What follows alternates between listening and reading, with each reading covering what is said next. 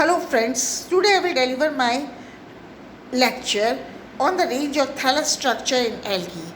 Well, the vegetative structure of algae shows a wide variety and it ranges in form from unicellular to complex multicellular thalli.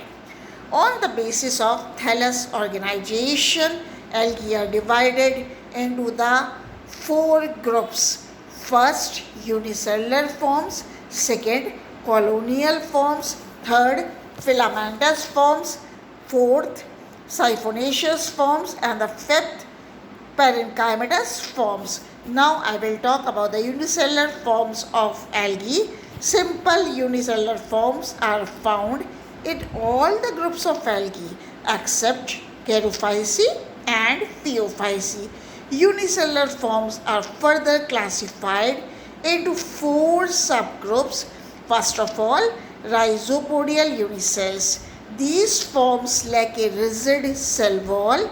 They possess cytoplasmic projections which help them in amoeboid movement. For example, rhizochrysas. Second, flagellated unicells. Flagellated vegetative cells are found in all the groups of algae except Cyanophyceae, Phaeophyceae and Rhodophyceae. Such cells show similarity with the motile gametes and zoospores. They vary in number and type of flagella. For example, in Chlorophyceae, vegetative cells, zoospores and gametes have two equal flagella. Now, the third form is spiral filamentous unicells. Some unicellular algae form spiral or coil structures. For example, spirulina. Now, fourth one is the non-motile unicells. These are non-motile coccoidal algae which do not possess flagella, eye spot, etc. meant for locomotion. The simplest non-motile forms are found in Cyanophyceae. For example, Crucoccus. Now I will talk about the colonial forms of algae.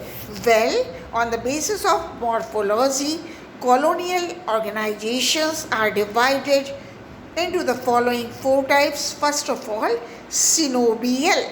What is this? A colony with a definite shape, size and arrangement of cells is called as synobium. The number of cells in a synobium is determined at the juvenile stage. So synobia may be motile or they may be non-motile. For example, Pandorina, Volvox and Hydrodictyon. Now I will talk about the palmilloid forms. Well, unlike the synobial forms, in a palmilloid colony, the number of cells, their shape and size is not definite. The cells remain irregularly aggregated within a common mucilaginous matrix, but they are independent and function as individuals. For example, in some palmilloid forms, it is a temporary phase. For example, Chlamydomonas. Now I will talk about the dendroid form. Here the colony looks like a microscopic tree. As in palmilloid colony, the number, shape and size of the cells is also indefinite in dendroid colonies. For example, Chrysophyceae. Now the fourth one is the rhizopodial. In a rhizopodial colony, the cells are united through rhizopodia. For example, Chrysophyceae. Now I will talk about the filamentous forms. Filamentous forms are developed by repeated transverse divisions of the cells. The daughter cells do not separate and they remain attached one upon the other. The filaments may be branched or unbranched. Now I will talk about the unbranched filaments. Simple unbranched filaments are found only few groups of algae. For example, such filaments may be free floating in spirogyra, or they may be attached to some substratum, for example gymnema and urethrics. Now I will talk about the branched filaments. Branched filaments are formed by repeated transverse divisions of the lateral outgrowths of the cells. The branching of the filaments may be false or it may be a true branching. Now I will talk about the heterotrichous forms. In this type, the thallus is very much evolved and differentiated into prostrate and erect system.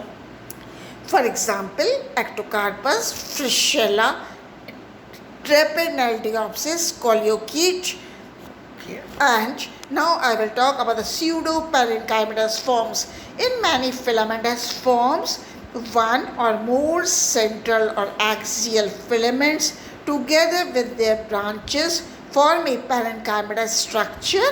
If a pseudoparenchymatous thallus is formed by the branches of only one filament, it is called as uniaxial. And if the branches of more than one filament are involved, it is said to be multiaxial, as can be seen in the alga Polysiphonia. Now I will talk about the siphonaceous forms. In this, the thallus is made up of branched, aseptate, pseudocytic, tubular filaments, as the nuclear divisions are not accompanied by wall formation, for example Vaucheria. Now I will talk about the parenchymatous forms. In this type, the flat foliose or tubular thalli are formed by the divisions of the cells in two or more planes. The daughter cells do not separate from the parent and give rise to parenchymatous thalli of various shapes like flat, tubular, or complex, as in sargassum. Now, thank you friends for watching my video.